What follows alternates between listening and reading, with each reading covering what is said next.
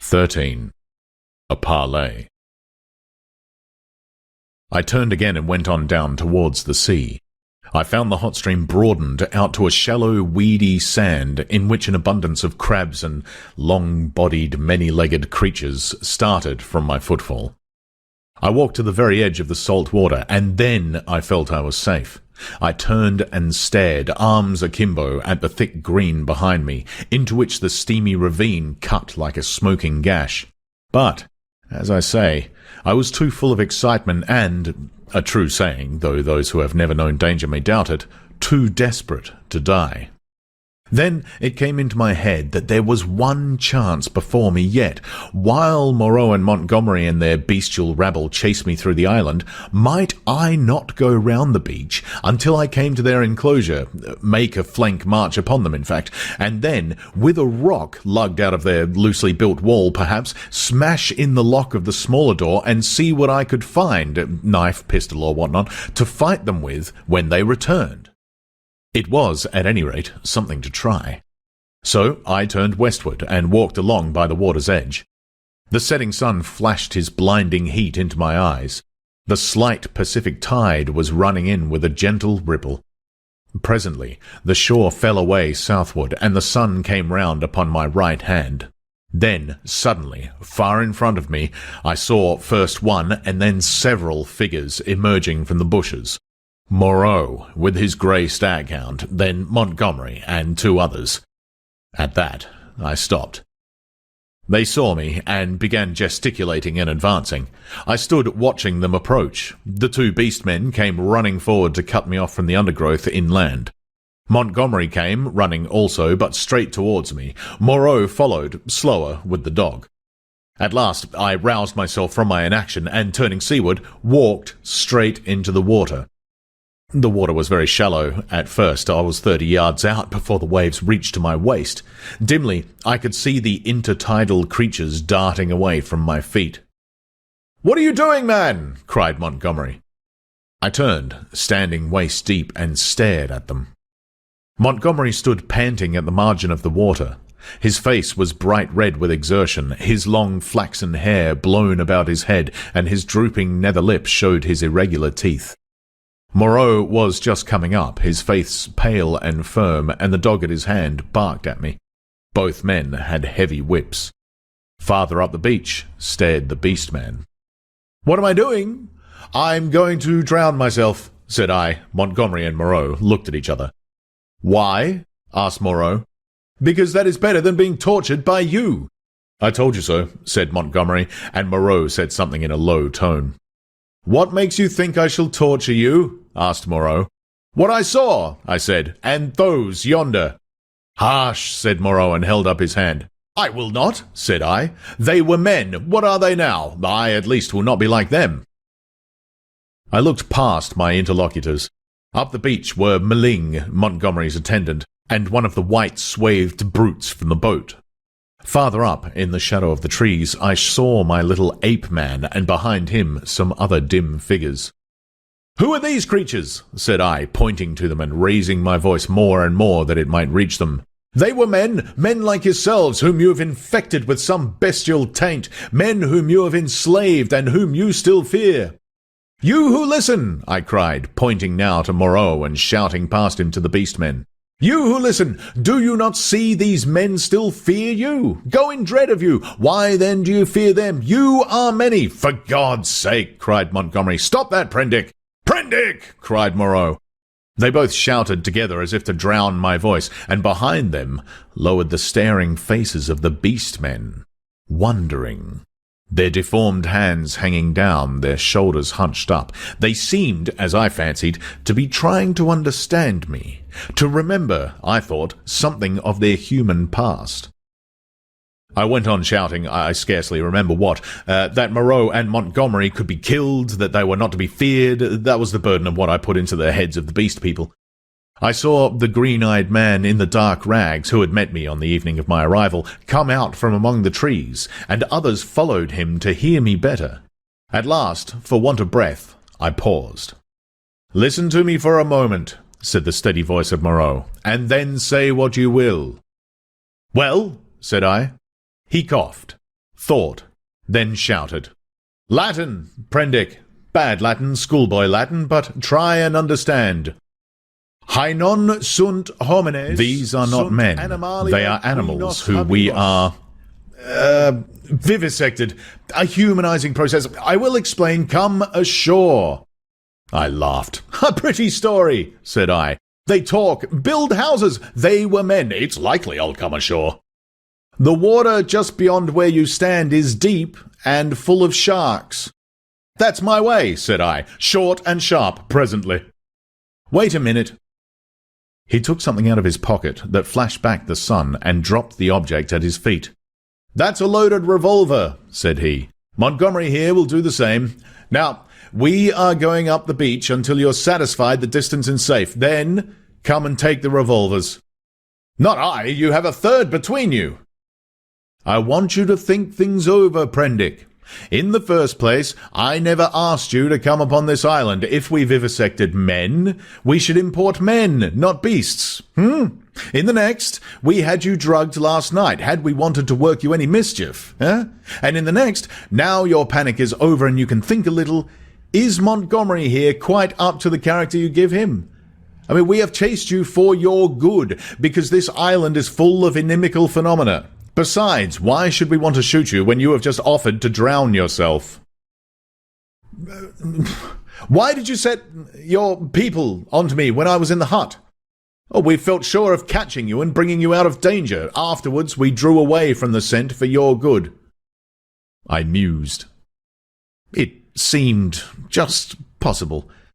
Then I remembered something again. But I saw, said I, in the enclosure. That was the puma. Look here, Prendick, said Montgomery. You're a silly ass. Come out of the water and take these revolvers and talk. We can't do anything more than we could do now. I will confess that then, and indeed always, I distrusted and dreaded Moreau, but Montgomery was a man I felt I understood. Go up the beach, said I, after thinking, and added, Hold your hands up. Can't do that, said Montgomery with an explanatory nod over his shoulder. Undignified. Go up to the trees, then, said I, as you please. It's a damn silly ceremony, said Montgomery. Both turned and faced the 6 or 7 grotesque creatures who stood there in the sunlight, solid, casting shadows, moving, and yet so incredibly unreal. Montgomery cracked his whip at them, and forthwith they all turned and fled helter-skelter into the trees, and when Montgomery and Moreau were at a distance I judged sufficient, I waded ashore and picked up and examined the revolvers. To satisfy myself against the subtlest trickery, I discharged one at a round lump of lava, and had the satisfaction of seeing the stone pulverized and the beach splashed with lead. Still, I hesitated for a moment. I'll take the risk, said I, at last, and with a revolver in each hand I walked up the beach towards them. That's better, said Moreau without affectation. As it is, you have wasted the best part of my day with your confounded imagination. And with a touch of contempt which humiliated me, he and Montgomery turned and went on in silence before me.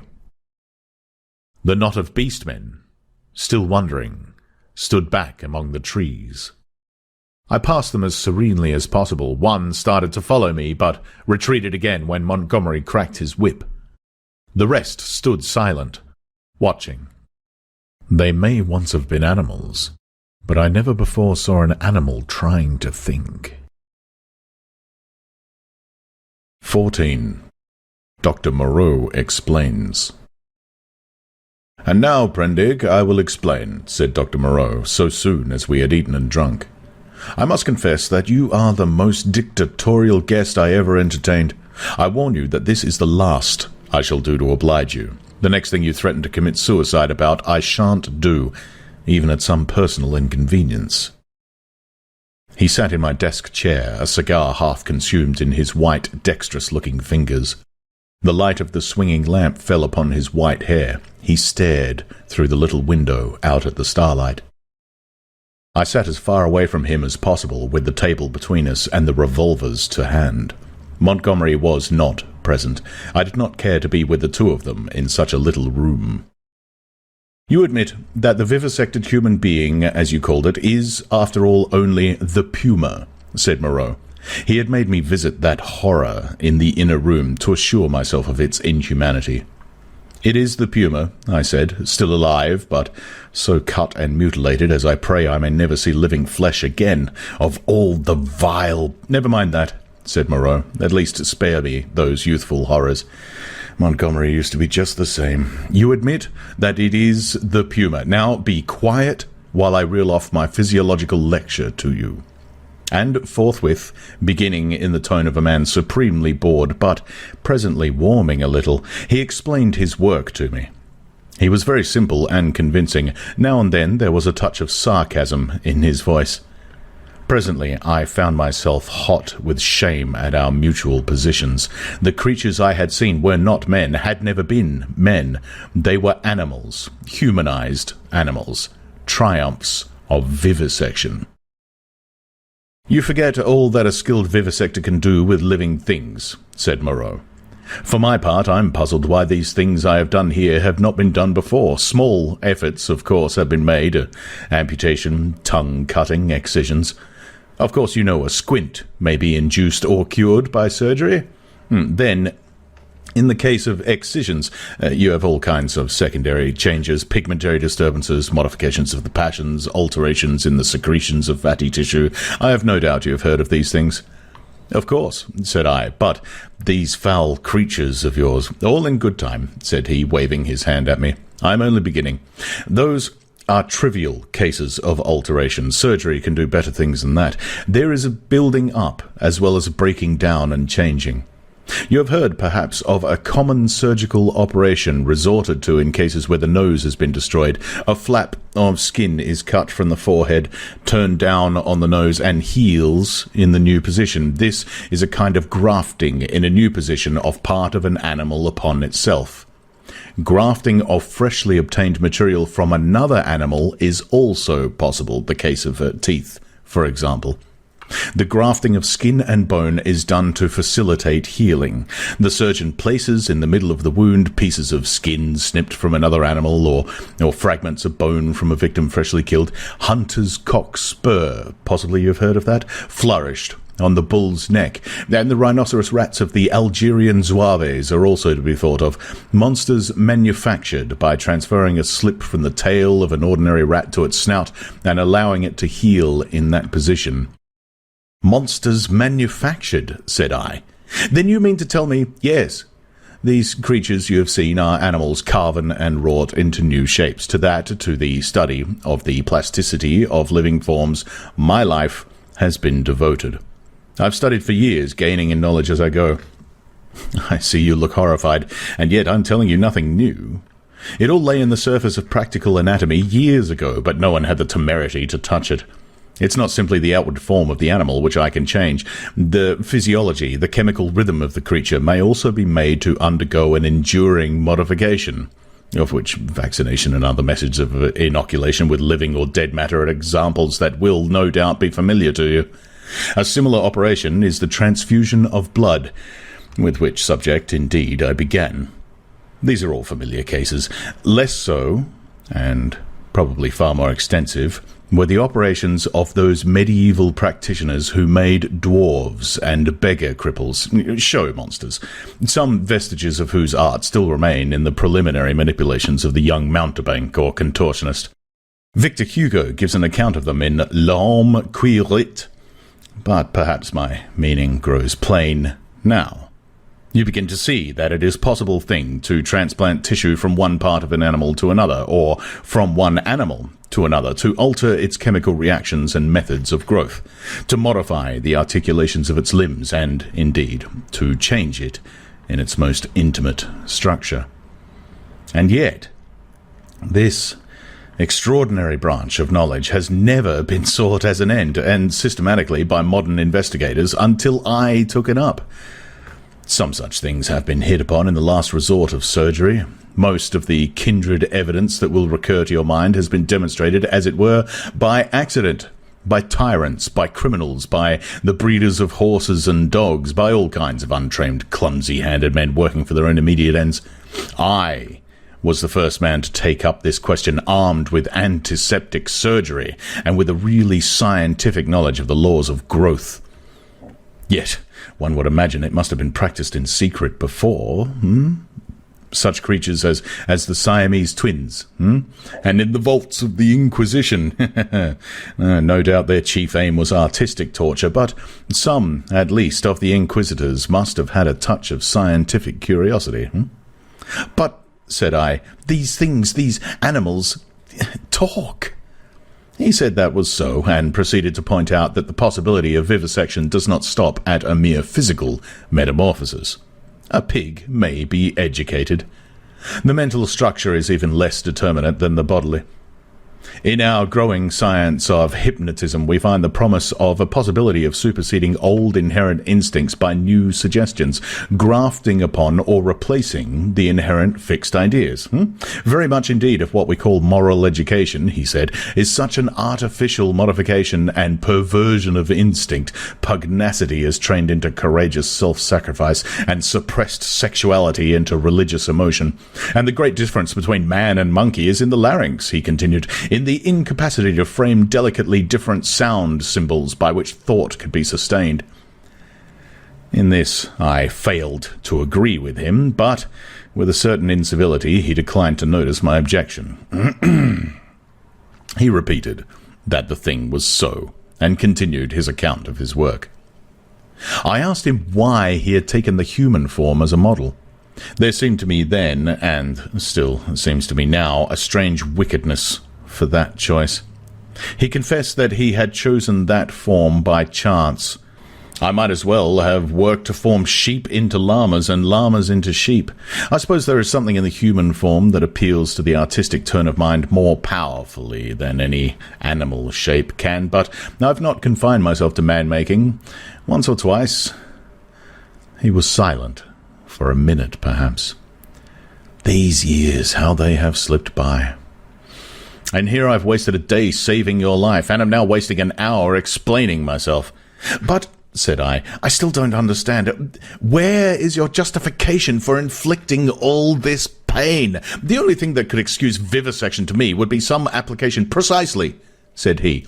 But, you see, I am differently constituted. We are on different platforms. You are a materialist. I am not a materialist, I began hotly. In my view. For it is just this question of pain that parts us. So long as visible or audible pain turns you sick, so long as your own pains drive you, so long as pain underlies your propositions about sin, so long, I tell you, you are an animal, thinking a little less obscurely what an animal feels. This pain... I gave an impatient shrug at such sophistry. Oh, but it is such a little thing. A mind truly open to what science has to teach must see that it is a little thing. It may be that, save in this little planet, this speck of cosmic dust, invisible long before the nearest star could be attained, it may be, I say, that nowhere else does this thing called pain occur. But the laws we feel our way towards, why, even on this earth, even amongst living things, what pain is there? As we spoke, he drew a little penknife from his pocket, opened the smaller blade, and moved his chair so that I could see his thigh. Then, choosing the place deliberately, he drove the blade into his leg and withdrew it. No doubt, he said, you've seen that before. It does not hurt a pinprick. But what does it show? The capacity for pain is not needed in the muscle and is not placed there. Is but little needed in the skin, and only here and there over the thigh is a spot capable of feeling pain. Pain is simply our intrinsic medical advisor to warn us and stimulate us. Not all of living flesh is painful, nor is all nerve, not even all sensory nerve. There's no taint of pain, real pain, in the sensations of the optic nerve. If you wound the optic nerve, you merely see flashes of light, just as disease of the auditory nerve merely means a humming in our ears. Plants do not feel pain, nor the lower animals. It's possible that such animals as the starfish and crayfish do not feel pain at all. Then, with men, the more intelligent they become, the more intelligently they will see after their own welfare, and the less they will need the goad to keep them out of danger. I've never yet heard of a useless thing that was not ground out of existence by evolution sooner or later, did you? And pain gets needless. Then, I am a religious man, Prendick, as every sane man must be. It may be, I fancy, that I have seen more of the ways of this world's maker than you, for I have sought his laws in my way all my life, while you, I understand, have been collecting butterflies. And I tell you, pleasure and pain have nothing to do with heaven or hell. Pleasure and pain, bah! What is your theologian's ecstasy but Mahamut's houri in the dark, This store which men and women set on pleasure and pain, Prendick, is the mark of the beast upon them, the mark of the beast from which they came. Pain and pleasure, they are for us only so long as we wriggle in the dust. You see, I went on with this research just the way it led me. That is the only way I've ever heard of true research going. I asked a question, devised some method of obtaining an answer, and got a fresh question. Was this possible or that possible? You cannot imagine what this means to an investigator, what an intellectual passion grows upon him. You cannot imagine the strange, colourless delight of these intellectual desires. The thing before you is no longer an animal, a fellow creature, but a problem. Sympathetic pain. All I know of it, I remember, as a thing I used to suffer from years ago. It was the one thing I wanted, to find out the extreme limit of plasticity in a living shape. But, said I, the thing is an abomination. To this day, I have never troubled about the ethics of the matter, he continued. The study of nature makes a man at last as remorseless as nature. I've gone on not heeding anything but the question I was pursuing, and the material has dripped into the huts yonder. It is nearly 11 years since we came here, I and Montgomery and 6 Kanakas. I remember the green stillness of the island and the empty ocean about us as though it was yesterday. The place seemed waiting for me. The stores were landed and the house was built. The Kanakas founded some huts near the ravine. I went to work here upon what I had brought with me. There were some disagreeable things happened at first. I began with a sheep and killed it after a day and a half by a slip of the scalpel. I took another sheep and made a thing of pain and fear and left it bound up to heal. It looked quite human to me when I'd finished it, but when I went to it I was discontented with it. It remembered me and was terrified beyond imagination, and it had no more wits than those of a sheep. The more I looked at it, the clumsier it seemed, until at last I put the monster out of its misery. These animals without courage, these fear-haunted, pain-driven things without a spark of pugnacious energy to face torment, they were no good for man-making. Then I took a gorilla I had, and upon that, working with infinite care and mastering difficulty after difficulty, I made my first man. All the week, night and day, I moulded him. With him, it was chiefly the brain that needed moulding. Much had to be added, much changed. I thought him a fair specimen of the negroid type when I had finished him, and he lay bandaged, bound, and motionless before me. It was only when his life was assured that I left him and came into this room again, and found Montgomery much as you are. He'd heard some of the cries as the thing grew human. Cries like those that disturbed you so. I didn't take him completely into my confidence at first, and the Kanakas, too, had realized something of it. They were scared out of their wits by the sight of me. I got Montgomery over to me in a way, but I and he had the hardest job to prevent the Kanakas deserting. Finally they did, and so we lost the yacht. I spent many days educating the brute, although I had him for 3 or 4 months. I taught him the rudiments of English, gave him ideas of counting, even made the thing read the alphabet, but at that he was slow, though I've met with idiots slower. He began with a clean sheet mentally, and had no memories left in his mind of what he had been. When his scars were quite healed, and he was no longer anything but painful and stiff, and able to converse a little, I took him yonder and introduced him to the Kanakas as an interesting stowaway. They were horribly afraid of him at first somehow, which offended me, rather, for I was conceited about him, but his ways seemed so mild and he was so abject that after a time they received him and took his education in hand. He was quick to learn, very imitative and adaptive, and built himself a hovel rather better, it seemed to me, than their own shanties. There was one amongst the boys a bit of a missionary, and he taught the thing to read, or at least to pick out letters, and gave him some rudimentary ideas of morality, but it seems the beast's habits were not all that is desirable. I rested from work for some days after this, and was in a mind to write an account of the whole affair to wake up English physiology. And then I came upon the creature squatting up in a tree and gibbering at two of the Kanakas who had been teasing him. I threatened him and told him of the inhumanity of such a proceeding, aroused his sense of shame, and came home, resolved to do better before I took my work back to England. I have been doing better, but somehow the things drift back again. The stubborn beast flesh grows day by day back again, but I mean to do better things still. I mean to conquer that. This puma... But that's the story. All the Kanaka boys are dead now. One fell overboard of the launch, and one died with a wounded heel that he poisoned in some way with plant juice. 3 went away in the yacht, and I suppose and hope were drowned. The other one was killed. Well, I've replaced them. Montgomery went on much as you are disposed to do at first. And then, what became of the other one? Said I sharply. The other Kanaka who was killed. The fact is, after I'd made a number of human creatures, I made a thing... He hesitated. Yes, said I. It was killed. I don't understand, said I. Do you mean to say it killed the Kanaka? Yes, it killed several other things that it caught. We chased it for a couple of days. It only got loose by accident. I never meant for it to get away. It wasn't finished. It was purely an experiment. It was a limbless thing with a horrible face that writhed along the ground in a serpentine fashion. It was immensely strong and in infuriating pain.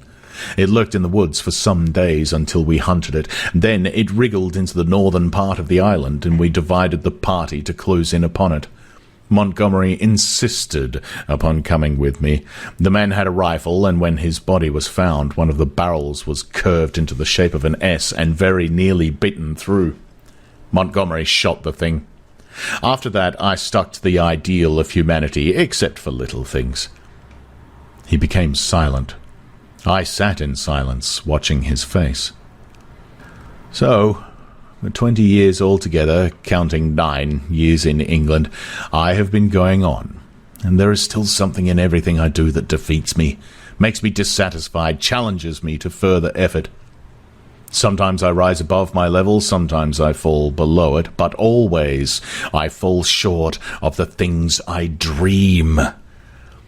The human shape I can get now almost with ease, so that it is lithe and graceful or thick and strong, but often there is trouble with the hands and the claws, painful things that I dare not shape too freely.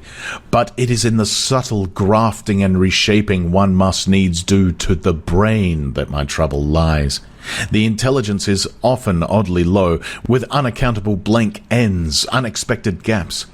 And least satisfactory of all is something that I cannot touch. Somewhere, I cannot determine where, is the seat of the emotions, cravings, instincts, desires that harm humanity, a strange hidden reservoir to burst forth suddenly and inundate the whole being of the creature with anger, hate, or fear. These creatures of mine seemed strange and uncanny to you so soon you began to observe them, but to me, just after I make them, they seem to be indisputably human beings. It's afterwards, as I observe them, that the persuasion fades. First one animal trait, then another creeps to the surface and stares out at me. But I will conquer yet. Each time I dip a living creature into that bath of burning pain, I say, this time I will burn out all the animal. This time I will make a rational creature of my own. After all, what is 10 years? Men have been 100,000 in the making. He thought darkly. But I'm drawing near the fastness. This puma of mine.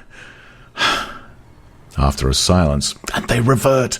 As soon as my hand is taken from them, the beast begins to creep back, begins to assert itself again. Another long silence. Then you take the things you make into those dens, said I. They go, I turned them out when I began to feel the beast in them, and presently they wander there. They all dread this house and me. There's a travesty of humanity over there. Montgomery knows about it, for he interferes in their affairs. He has trained one or two of them to our service. He's ashamed of it, but I believe he half likes some of those beasts. That's his business, not mine. They only sicken me with a sense of failure. I take no interest in them. I fancy they follow in the lines of the Kanaka missionary marked out and have a kind of mockery over rational life, poor beasts. There's something they call the law, sing hymns about all thine. They build themselves their dens, gather fruit and pull herbs, marry, even. But I can see through it all. See into their very souls, and see there is nothing but the souls of beasts, beasts that perish, anger and the lust to live and gratify themselves. Yet they're odd, complex like everything else alive. There is a kind of upward striving in them, part vanity, part waste sexual emotion, part waste curiosity. It only mocks me.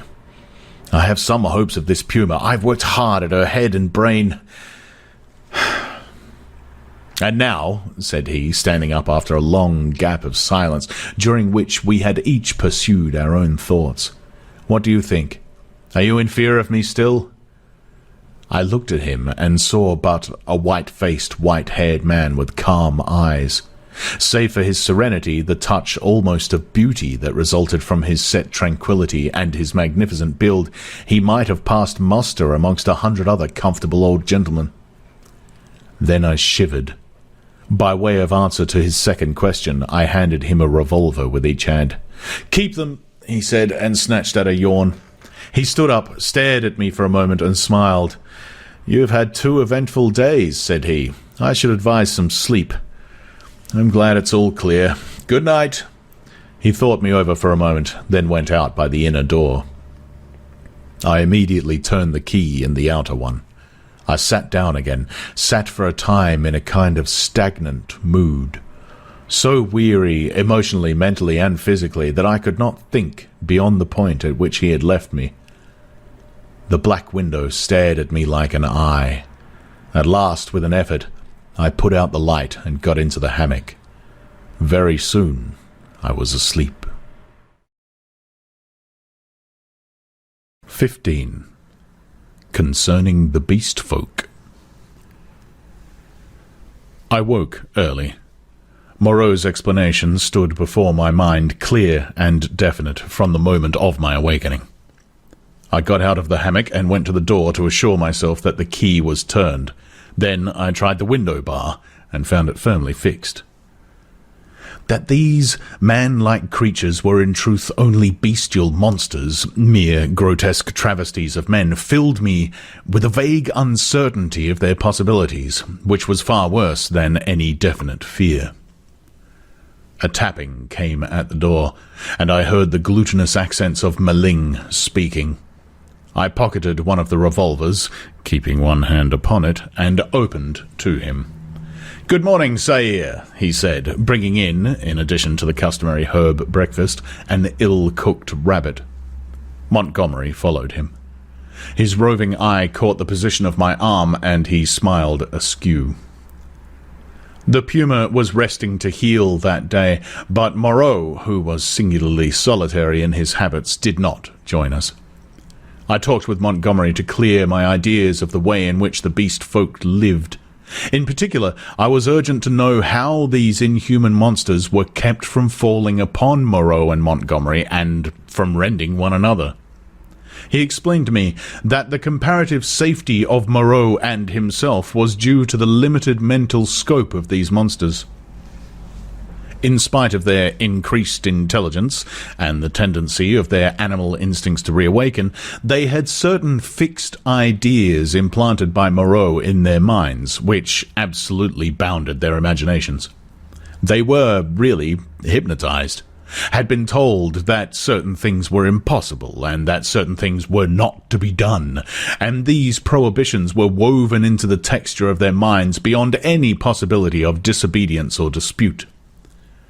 Certain matters, however, in which old instinct was at war with Moreau's convenience, were in a less stable condition. A series of propositions called the law, I had already heard them recited, battled in their minds with the deep-seated, ever-rebellious cravings of their animal natures. This law they were ever repeating, I found, and ever breaking. Both Montgomery and Moreau displayed particular solicitude to keep them ignorant of the taste of blood. They feared the inevitable suggestion of that flavour. Montgomery told me that the law, especially among the feline beast people, became oddly weakened about nightfall, that then the animal was at its strongest, that a spirit of adventure sprang up in them at dusk, when they would dare things they never seemed to dream about by day. To that I owed my stalking by the leopard man on the night of my arrival. But during these earlier days of my stay, they broke the law only furtively and after dark. In the daylight, there was a general atmosphere of respect for its multifarious prohibitions. And here, perhaps, I may give a few general facts about the island and the beast people. The island, which was irregular outline and lay low upon the wide sea, had a total area, I suppose, of 7 or 8 square miles. It was volcanic in origin and was now fringed on 3 sides by coral reefs. Some fumaroles to the northward and a hot spring were the only vestiges of the forces that had long since originated it.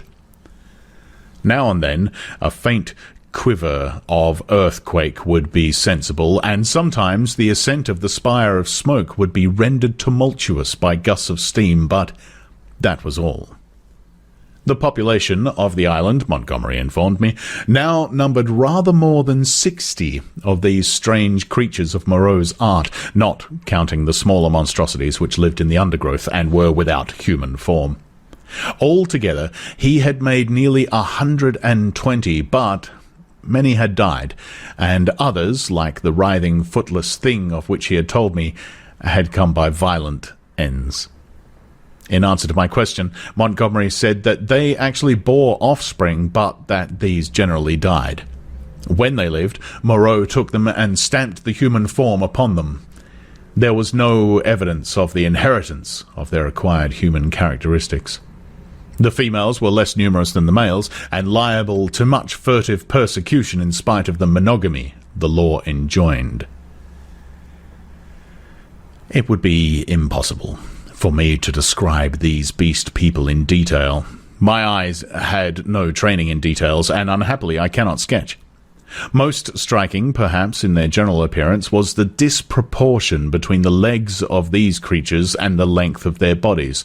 And yet, so relative is our idea of grace, my eye became habituated to their forms, and at last I even fell in with their persuasion that my own long thighs were ungainly.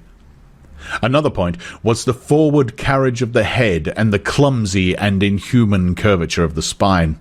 Even the ape-man lacked that inward sinuous curve of the back which makes the human figure so graceful. Most had their shoulders hunched clumsily, and their short forearms hung weakly at their sides. Few of them were conspicuously hairy, at least until the end of my time upon the island. The next most obvious deformity was in their faces, almost all of which were prognathous, malformed about the ears with large and protuberant noses, very furry or very bristly hair, and often strangely coloured or strangely placed eyes. None could laugh, though the ape-man had a chattering titter. Beyond these general characters, their heads had little in common. Each preserved the quality of its particular species, the human mark distorted, but did not hide the leopard, the ox, or the sow, or other animal or animals from which the creature had been moulded. The voices, too, varied exceedingly. The hands were always malformed, and though some surprised me by their unexpected human appearance, almost all were deficient in the number of digits, clumsy about the fingernails, and lacking any tactile sensibility. The two most formidable animal men were my leopard man and a creature made of hyena and swine. Larger than these were the 3 bull creatures who pulled in the boat. Then came the silvery, hairy man, who was also the sayer of the law, Maling, and a satyr-like creature of ape and goat. There were 3 swine men and a swine woman, a mare rhinoceros creature, and several other females whose sources I did not ascertain. There were several wolf creatures, a bear bull, and a St. Bernard man. I've already described the ape man, and there was a particular hateful and evil-smelling old woman made of vixen and bear, whom I hated from the beginning. She was said to be a passionate votary of the law. Several creatures were certain dappled youths and my little sloth creature, but enough of this catalogue. At first I had a shivering horror of the brutes, felt all too keenly that they were still brutes, but insensibly I became a little habituated to the idea of them, and moreover I was affected by Montgomery's attitude towards them. He'd been with them so long that he had come to regard them as almost normal human beings. His London days seemed a glorious, impossible past to him. Only once in a year or so did he go to Arica to deal with Moreau's agent, a trader in animals there. He hardly met the finest type of mankind in that seafaring village of Spanish mongrels. The men aboard ship, he told me, seemed at first just as strange to him as the beast-men seemed to me. Unnaturally long in the leg, flat in the face, prominent in the forehead, suspicious, dangerous, and cold-hearted. In fact, he did not like men. His heart had warmed to me, he thought, because he had saved my life. I fancied even then that he had a sneaking kindness for some of these metamorphosed brutes, a vicious sympathy with some of their ways, but that he attempted to veil it from me at first. Meling, the black-faced man, Montgomery's attendant, the first of the beast folk I had encountered, did not live with the others across the island, but in a small kennel at the back of the enclosure. The creature was scarcely so intelligent as the ape-man, but far more docile, and the most human-looking of all the beast folk, and Montgomery had trained it to prepare food, and indeed to discharge all the trivial domestic offices that were required. It was a complex trophy of Moreau's horrible skill.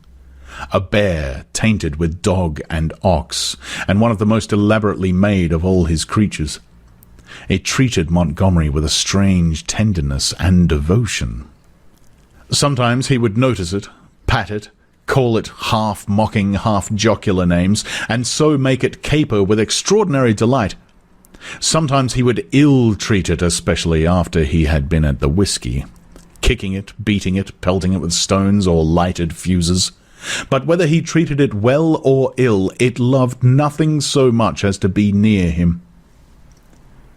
I say I became habituated to the beast people, that 1,000 things which had seemed unnatural and repulsive speedily became natural and ordinary to me. I suppose everything in existence takes its colour from the average hue of our surroundings. Montgomery and Moreau were too particular and individual to keep my general impressions of humanity well defined. I would see one of the clumsy bovine creatures who worked the launch treading heavily through the undergrowth, and find myself asking, trying hard to recall, how he differed from some really human yokel trudging home from his mechanical labours. Or I would meet the fox-bear, woman's vulpine, shifty face, strangely human in its speculative cunning, and even imagine I had met it before in some city byway. Yet, every now and then the beast would flash out upon me beyond doubt or denial. An ugly-looking man, a hunchbacked human savage to all appearance, squatting in the aperture of one of the dens, would stretch its arms and yawn, showing with startling suddenness scissor-edged incisors and sabre-like canines, keen and brilliant as knives. Or in some narrow pathway, glancing with a transitory daring into the eyes of some lithe, white-swathed female figure, I would suddenly see, with a spasmodic revulsion, that she had slit-like pupils, or glancing down note the curving nail with which she held her shapeless wrap around her. It is a curious thing, by the by, for which I am quite unable to account, that these weird creatures, the females, I mean, had in their earlier days of my stay an instinctive sense of their own repulsive clumsiness, and displayed in consequence a more than human regard for the decency and decorum of extensive costume. 16. How the Beast Folk Taste Blood. My inexperience as a writer betrays me, and I wander from the thread of my story. After I had breakfasted with Montgomery, he took me across the island to see the fumarole and the source of the hot springs into whose scalding waters I had blundered on the previous day. Both of us carried whips and loaded revolvers. While going through a leafy jungle on our road thither, we heard a rabbit squealing. We stopped and listened, but we heard no more, and presently we went on our way, and the incident dropped out of our minds. Montgomery called my attention to certain little pink animals with long hind legs that went leaping through the undergrowth. He told me they were creatures made of the offspring of the beast people that Moreau had invented. He had fancied they might serve for meat, but a rabbit-like habit of devouring their young had defeated this intention. I had already encountered some of these creatures, once during my moonlight flight from the Leopard Man, and once during my pursuit by Moreau on the previous day. By chance, one, hoping to avoid us, leapt into the hole caused by the uprooting of a wind-blown tree. Before it could extricate itself, we managed to catch it. It spat like a cat, scratched and kicked vigorously with its hind legs, and made an attempt to bite, but its teeth were too feeble to inflict more than a painless pinch. It seemed to me rather a pretty little creature, and as Montgomery stated that it never destroyed the turf by burrowing and was very cleanly in its habits, I should imagine it might prove a convenient substitute for the common rabbit in gentlemen's parks. We also saw on our way the trunk of a tree barked in long strips and splintered deeply. Montgomery called my attention to this. "Not to claw bark of trees, that is the law," he said. "Much some of them care for it." It was after this, I think, that we met the satyr and the ape-man. The satyr was a gleam of classical memory on the part of Moreau, his face ovine in expression, like the coarser Hebrew type, his voice a harsh bleat, his nether extremities satanic. He was gnawing the husk of a pod-like fruit as he passed us. Both of them saluted Montgomery. "Hail," said they, "to the other with the whip." "There's a third with the whip now," said Montgomery, "so you'd better mind." "Was he not made?" said the ape-man. He said he was made." The satyr man looked curiously at me. "The third with the whip, he that walks weeping into the sea, has a thin white face." "He has a thin, long whip," said Montgomery. "Yesterday he bled and wept," said the satyr. "You never bleed nor weep. The master does not bleed nor weep." "Ollendorff beggar," said Montgomery. "You'll bleed and weep if you don't look out." "He has 5 fingers. He is a 5-man like me," said the ape-man. "Come along, Prendick," said Montgomery, taking my arm, and I went on with him. The satyr and the ape-man stood watching us and making other remarks to each other. "He says nothing," said the satyr. "Men have voices." "Yesterday he asked me of things to eat," said the ape-man. "He did not know." Then they spoke inaudible things, and I heard the satyr laughing. It was on our way back that we came upon the dead rabbit. The red body of the wretched little beast was rent to pieces, many of the ribs stripped white, and the backbone indisputably gnawed. At that, Montgomery stopped. "Good God," said he, stooping down and picking up some of the crushed vertebrae to examine them more closely. "Good God," he repeated, "what can this mean?" "Some carnivore of yours has remembered its old habits," I said after a pause. "This backbone has been bitten through." He stood staring, with his face white and his lip pulled askew. "I don't like this," he said slowly. "I saw something of the same kind," said I, "the first day I came here." "The devil you did! What was it?" "A rabbit with its head twisted off. The day you came here." "The day I came here?" "In the undergrowth at the back of the enclosure when I went out in the evening. The head was completely wrung off." He gave a long, low whistle. "And what's more, I have an idea which of your brutes did the thing. It's only a suspicion, you know. Before I came on the rabbit, I saw one of your monsters drinking in the stream." "Sucking his drink?" "Yes." "Not to suck your drink, that is the law. Much the brutes care for the law, eh, when Moreau's not about? It was the brute who chased me. Of course, said Montgomery. It's just the way with carnivores. After a kill, they drink. It's the taste of blood, you know. What was the brute like? He continued. Would you know him again? He glanced about us, standing astride over the mess of dead rabbit, his eyes roving amongst the shadows and screens of greenery, the lurking places and ambuscades of the forest that bounded us in. The taste of blood, he said again. He took out his revolver, examined the cartridges in it, and replaced it. Then he began to pull at his dropping lip. I think I should know the brute again, I said. I stunned him. He ought to have a handsome bruise on the forehead of him. But then we have to prove that he killed the rabbit, said Montgomery. I wish I'd never brought the things here. I should have gone on, but he stayed there thinking over the mangled rabbit in a puzzle-headed way. As it was, I went to such a distance that the rabbit's remains were hidden. Come on, I said. Presently, he woke up and came towards me. You see, he said, almost in a whisper, they're all supposed to have a fixed idea against eating anything that runs on land. If some brute has by accident tasted blood. We went on some way in silence. I wonder what can have happened, he said to himself. Then, after a pause again, I did a foolish thing the other day. That servant of mine, I showed him how to skin and cook a rabbit. It's odd. I saw him licking his hands. It never occurred to me. Then, we must put a stop to this. I must tell Moreau. He could think of nothing else on our homeward journey. Moreau took the matter even more seriously than Montgomery, and I need scarcely say that I was affected by their evident consternation. We must make an example, said Moreau. I've no doubt in my own mind that the leopard man was the sinner, but how can we prove it? I wish, Montgomery, you had kept your taste for meat in hand and gone without these exciting novelties.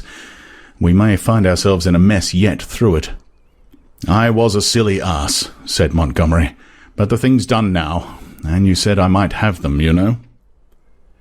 We must see to the thing at once, said Moreau. I suppose if anything should turn up, Meling can take care of himself. I'm not so sure of Meling, said Montgomery. I think I ought to know him. In the afternoon, Moreau, Montgomery, myself, and Meling went across the island to the huts in the ravine. We three were armed. Meling carried the little hatchet he used in chopping firewood and some coils of wire. Moreau had a huge cowherd's horn slung over his shoulder. You will see a gathering of the beast people, said Montgomery. It is a pretty sight. Moreau said not a word on the way, but the expression of his heavy, white-fringed face was grimly set. We crossed the ravine down which smoked the stream of hot water and followed the winding pathway through the cane brakes until we reached a wide area covered over with a thick, powdery yellow substance, which I believe was sulphur. Above the shoulder of a weedy bank the sea glittered. We came to a kind of shallow natural amphitheatre, and here the four of us halted. Then Moreau sounded the horn and broke the sleeping stillness of the tropical afternoon. He must have had strong lungs. The hooting note rose and rose amidst its echoes, to, at last, an ear-penetrating intensity. Ah, said Moreau, letting the curved instrument fall to his side again. Immediately there was a crashing through the yellow canes and a sound of voices from the dense green jungle that marked the morass through which I had run on the previous day. Then, at 3 or 4 points on the edge of the sulphurous area, appeared the grotesque forms of the beast people hurrying towards us. I could not help a creeping horror as I perceived first one, then another trot out from the trees or reeds and come shambling along over the hot dust. But Moreau and Montgomery stood calmly enough, and, perforce, I stuck behind them.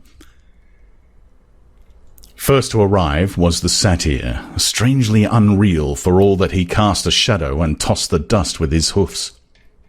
After him from the brake came a monstrous lout, a thing of horse and rhinoceros, chewing a straw as it came. Then appeared the swine women and 2 wolf women, then the fox-bear witch with her red eyes in her peaked red face, and then others, all hurrying eagerly. As they came forward, they began to cringe towards Moreau and chant, quite regardless of one another, fragments of the latter half of the litany of the law. His is the hand that wounds, his is the hand that heals, and so forth. As soon as they had approached within a distance of perhaps 30 yards, they halted, and, bowing on knees and elbows, began flinging the white dust upon their heads. Imagine the scene, if you can. We, 3 blue-clad men with our misshapen black-faced attendant, standing in a wide expanse of sunlit yellow dust under the blazing blue sky, and surrounded by this circle of crouching and gesticulating monstrosities, some almost human save in their subtle expressions and gestures, some like cripples, some so strangely distorted as to resemble nothing but the denizens of our wildest dreams, and beyond, the reedy lines of a canebrake in one direction, a dense tangle of palm trees on the other, separating us from the ravine with the huts, and to the north, the hazy horizon of the Pacific Ocean. 62, 63, counted Moreau. There are 4 more. I do not see the leopard man, said I. Presently, Moreau sounded the great horn again, and at the sound of it all the beast people writhed and grovelled in the dust. Then, slinking out of the canebrake, stooping near the ground and trying to join the dust-throwing circle behind Moreau's back, came the leopard man.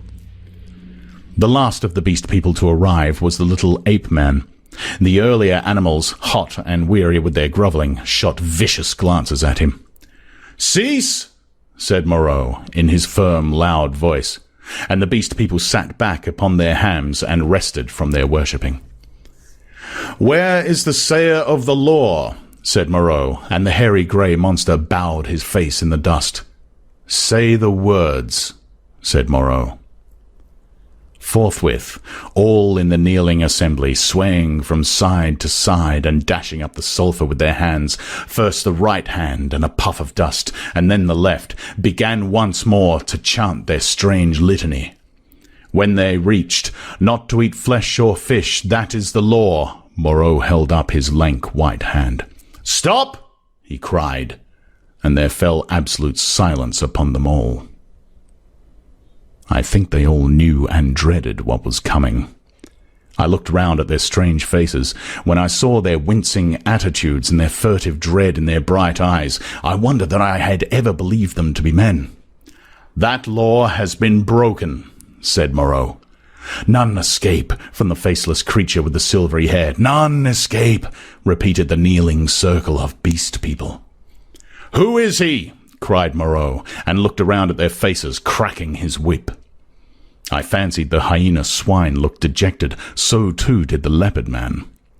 Moreau stopped, facing this creature, who cringed towards him with the memory and dread of infinite torment. "Who is he?" repeated Moreau in a voice of thunder.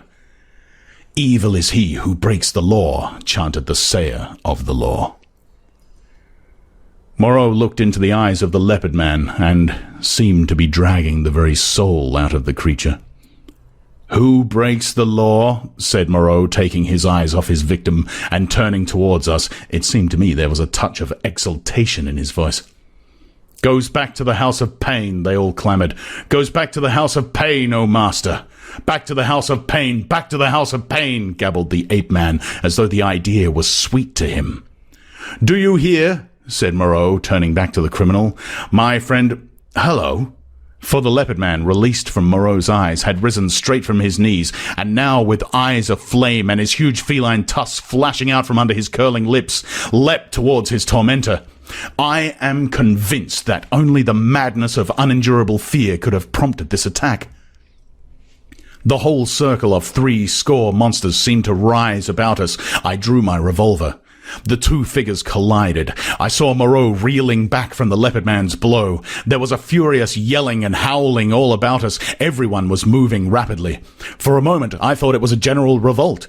The furious face of the leopard man flashed by mine, with Maling close in pursuit.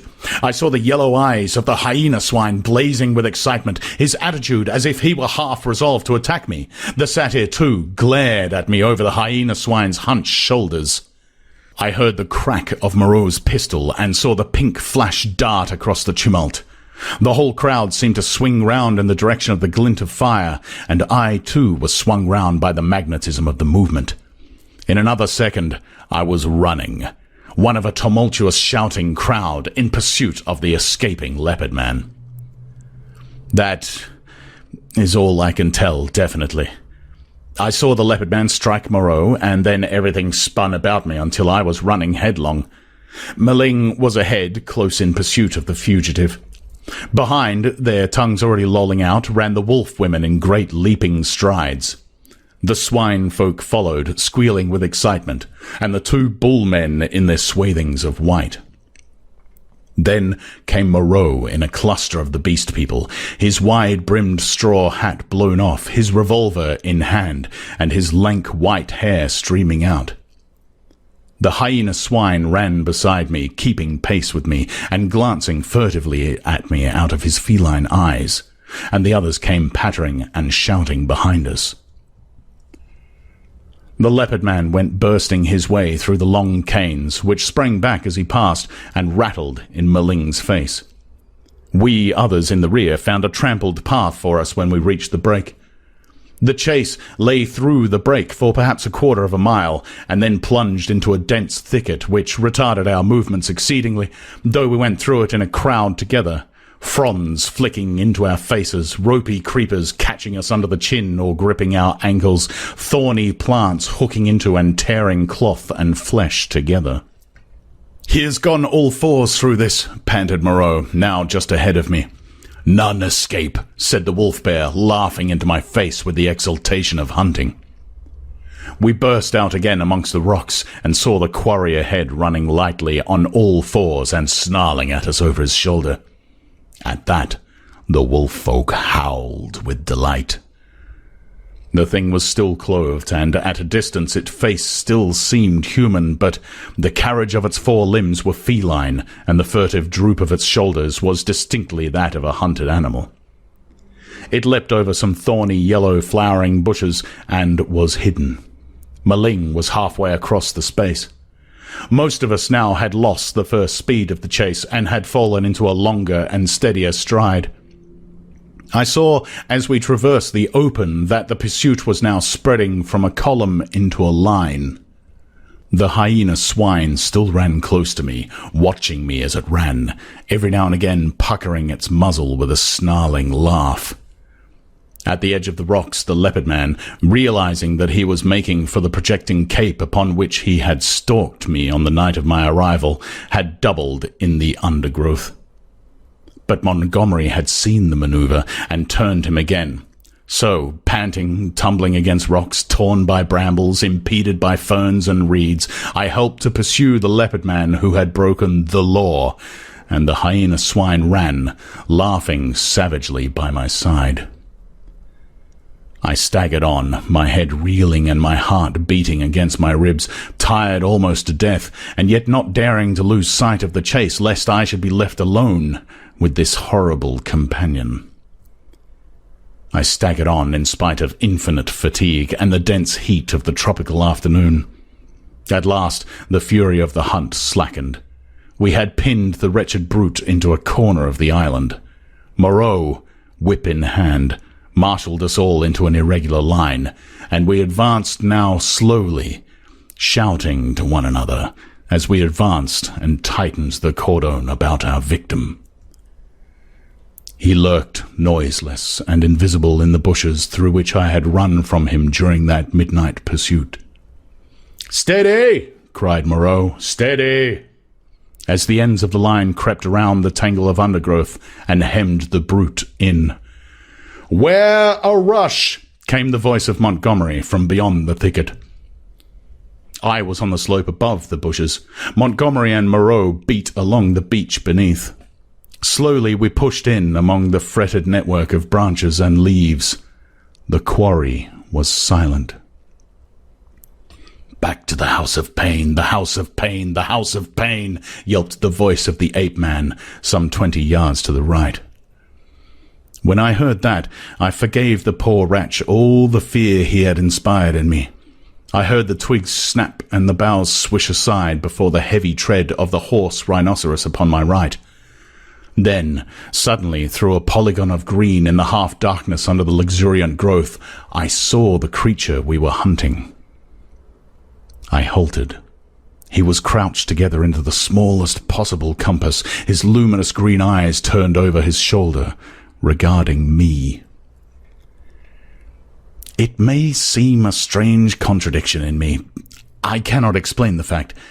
But now, seeing the creature there, in a perfectly animal attitude, with the light gleaming in its eyes and its imperfectly human face distorted with terror, I realized again the fact of its humanity. In another moment, other of its pursuers would see it, and it would be overpowered and captured to experience once more the horrible tortures of the enclosure. Abruptly, I slipped out my revolver, aimed between its terror-struck eyes, and fired. As I did so, the hyena swine saw the thing and flung itself upon it with an eager cry, thrusting thirsty teeth into its neck. All about me the green masses of the thicket were swaying and cracking as the beast people came rushing together. One face and then another appeared. "Don't kill it, Prendick!" cried Moreau. "Don't kill it!" And I saw him stooping as he pushed through under the fronds of the big ferns. In another moment he had beaten off the hyena swine with the handles of his whip, and he and Montgomery were keeping away the excited carnivorous beast people, and particularly Maling from the still quivering body. The hairy grey thing came sniffing at the corpse under my arm. The other animals, in their animal ardour, jostled me to get a nearer view.